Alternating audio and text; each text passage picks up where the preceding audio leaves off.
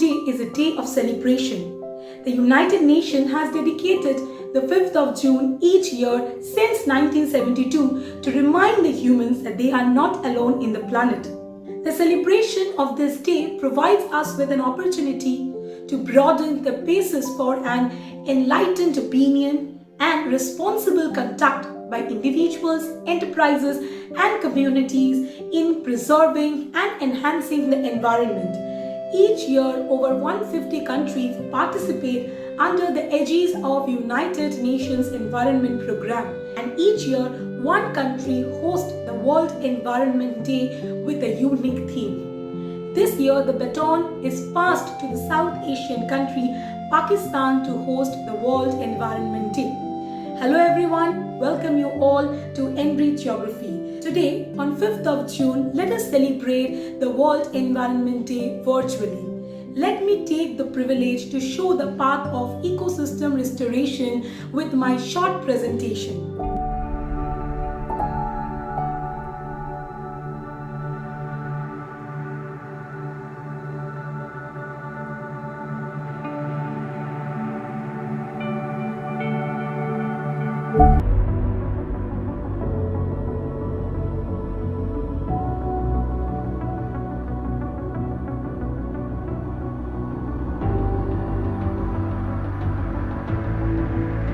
The sustainability of human life on Earth in the future is in danger. Human actions have produced irreversible changes to the environmental conditions. It's time to make unprecedented changes to create sustainable existence on Earth. But how can we do it? We can start by understanding how do we get into it. 20,000 years ago, humankind consisted of less than 1 million hunter-gatherers across the globe. We lived with the resources on offers in balance with the nature. But it wasn't an easy life. Nature determined our survival. We used our unique minds to challenge the reality. We learned how to tame the wild. We get more from the environment. Our population boomed, as did our demands. Every time a new problem arose and we solved it, altering the Earth's entire surface in the process. And now we have changed the Earth so profoundly that it seems the Earth has entered a new phase of its existence. Welcome to Anthropocene, the age of humans.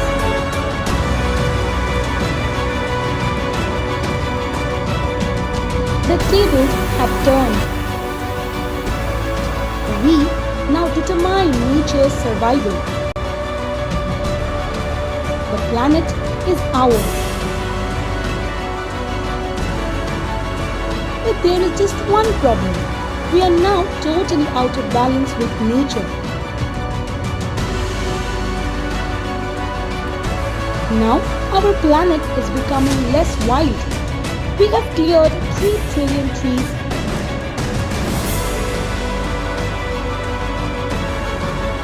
Cultivated half its fertile land.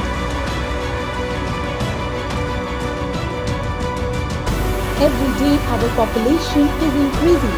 As the population is increasing, it is leading to overexploitation of the resources. Sometimes we are over-consuming the resources. Our demands are increasing and thus it is leading to overconsumption. Rapid industrialization,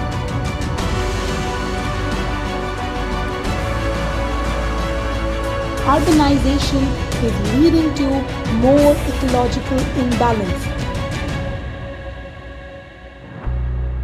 Vehicles on roads have increased, which leads to emission of carbon monoxide, nitrogen oxide, hydrocarbons and other pollutants, which in turn lead to global climatic change.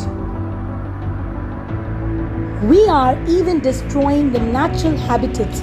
With destruction of forests, the natural habitats of the animals are also destroyed. In the last 50 years, the population of the wild animals have reduced by 60%. We place them with ourselves as domesticated animals and plants. Every day, more than 200 million animals are killed and slaughtered for food around the world. Not only for food, but they are also killed for fur, teeth, ivory by the poachers, resulting in extinction of more than 35,000 species. Not only that, our oceans, which sustain life, is becoming dead. Marine animals are killed by throwing away of plastics and dumping off the industrial waste in the water bodies. The equivalent one trunk of garbage dumped on the ocean every minute, 17.6 million pounds every year. This loss of biodiversity is not just a tragedy, but the biggest threat to our sustenance. But as we say, nature itself is the best physician. Nature is healing itself with the outbreak of the world's worst pandemic, the coronavirus, which provided Mother Nature's lesson for us. What do you think when you hear the word pandemic? Mask, social distancing, e-learning, hospitals, scientists, lockdown, vaccines, families separated and devastated. When and how we will emerge from COVID-19 is not clear, but one thing is clear, that the risk of the future pandemic will only increase unless we fix our broken relationship with the nature. So, where do we go from here? The pandemic has shown us that we have in us to make a change. We have already observed that coronavirus has led to a significant drop in the air pollution.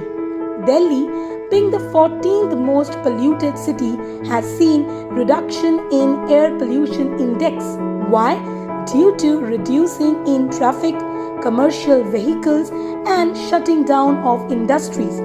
After a long time, we have seen a cleaner river Ganga and Yamuna. So we can say that the rivers are becoming cleaner. Flamingos flocked back to cities. After decades, the majestic Himalayas were visible from Jalandhar and Saharanpur. But when the world goes back to business, the earth may goes back to its old state. But moving forward, we should remember to let the planet breathe by making eco-friendly choices. We can start by planting trees. Even we can start growing our own food to relieve the stress placed on soil. Reusing and recycling wherever possible, like recycling drinking bottles, paper, old batteries.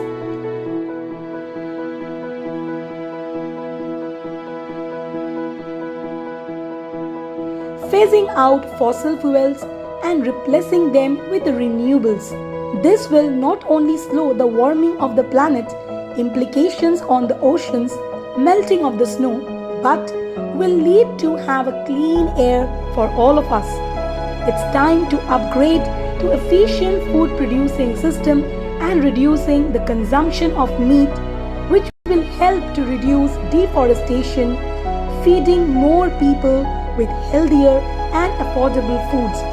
We need to work together and restrict dumping of industrial waste into the water bodies. A global network of no fishing zone and treaty with the use of international resources will help in restoring the marine ecosystem. It's time to say no to plastic bags and to make own eco bags. It's also time to work hard to control the increasing population through mass education and family planning. We can also make a change by conserving the watershed, creeks and lakes, which will help in the coming up of the migratory birds in our cities. We can reduce the emission from the cars by walking or cycling. This pandemic has made us realize the importance of being outdoors. So let's protect the natural habitat. It's time to distance ourselves from the things that destroys our planet. It's time to do the little things to make the biggest difference.